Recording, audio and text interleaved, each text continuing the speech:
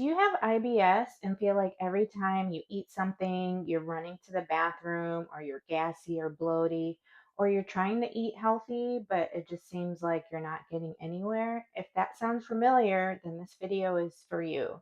Hi, I'm Veronica. I'm a registered dietitian who also has IBS, and I'm going to walk you through the low FODMAP diet for beginners. So, what is the low FODMAP diet?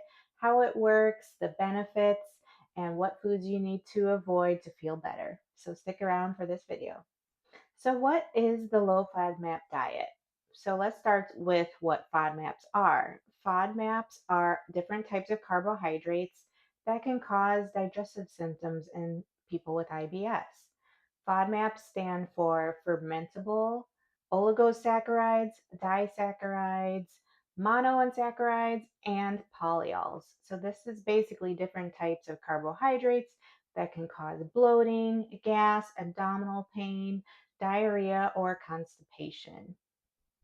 The benefits of the low FODMAP diet are one, it helps with symptom reduction. A research study in 2016 found that up to 86% of people that follow the low FODMAP diet had reductions in their symptoms of gas and bloating, constipation, abdominal pain, or diarrhea.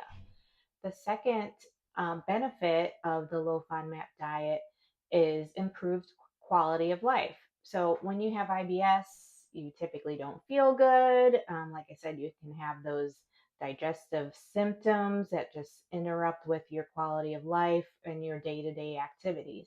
So by following this diet, this helps you to feel better and just go about your normal daily activities, just feeling a lot better every day. So that's the second benefit. And the last benefit is just having a personalized approach. So that's one of the benefits of the low FODMAP diet is that you just are able to pinpoint exactly which foods are causing you problems because everyone with IBS is different. So just because one food bothers me doesn't mean that it would bother you. So that's the great thing about the low FODMAP diet.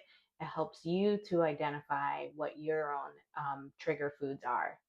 So let's go back over what those three different phases of the low FODMAP diet are. So again, like I mentioned earlier, the first phase is the elimination phase. This is where you're going to follow the low FODMAP diet and eliminate any foods that are high FODMAP, or you can still eat a high FODMAP food, but in a smaller portion that is considered to be low in FODMAPs. So this phase, the first phase, lasts about 2 to 6 weeks. This way, it gives you time for your digestive symptoms to improve, and just gives you, like I said, that symptom relief where you're feeling a lot better. The second phase is the reintroduction phase. This is where you're going to stay on a low FODMAP diet, but you're going to add in one high FODMAP food at a time. So this allows you to test to see if you have any symptoms with that food. You're going to try it in different portion sizes. That way you can see if you're able to tolerate even just a small portion of that food. And then this stage or phase can last about 6 to 8 weeks, and you're going to be introducing foods one at a time. So that's why it takes a little bit longer. And then the last phase is the personalization phase. This is where you choose the foods that you like to eat that doesn't cause you any symptoms. And this is where you will add back any of those high FODMAP foods that you didn't have any symptoms with.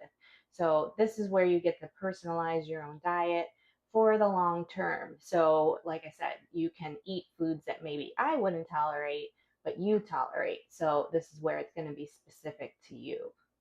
So how do you get started with this? So first thing off, I do recommend checking out my low FODMAP grocery shopping list. I'm going to leave a link to that below the video.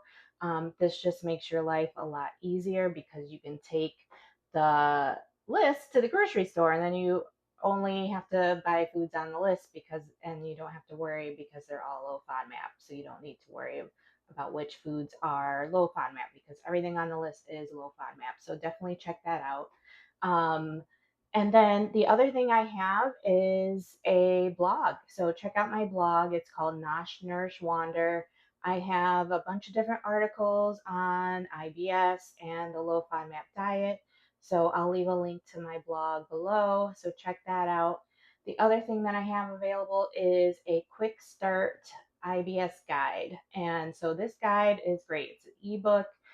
It actually includes meal plans, recipes, and just a step by step guide on what to do to help you feel better with your IBS. So I'll leave a link to all those things below in the description.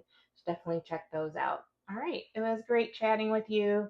Definitely check out my other videos as I publish them. And like I said, have a blog, so you'll be able to get more information that way until I release more videos. All right, thank you so much. Check you out in the next video.